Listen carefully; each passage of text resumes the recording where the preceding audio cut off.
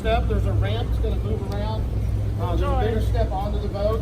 Once you guys get on, you can go to the top level or to the bottom, left or right. I like to ride on top. You have a lot better chance of spotting wildlife, dolphins and turtles from the top level. The bottom level, you're not going to see anything but water going underneath the glass for about 35 minutes. You're welcome to watch that, but it's not that super exciting, but you can do it. The bottom level also has air conditioning that it needs to stay on, so we have to make sure the door stays shut. They do not latch by themselves. You have to physically latch the doors every time you go in and out. If you help us out with that, it'll stay nice and cool in the lower cabin.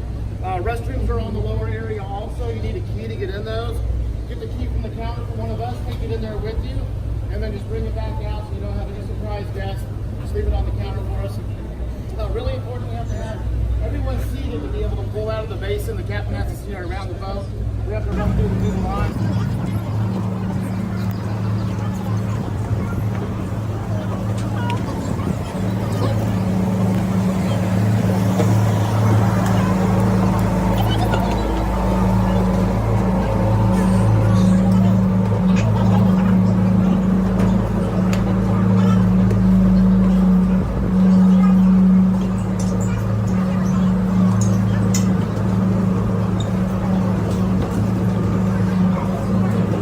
Cuba while in the Havana Harbor mysteriously exploded. There were never any groups or organizations that took credit for that explosion, but it was said to have been the catalyst of the Spanish Largest living barrier reef system in the world. Everybody doing good?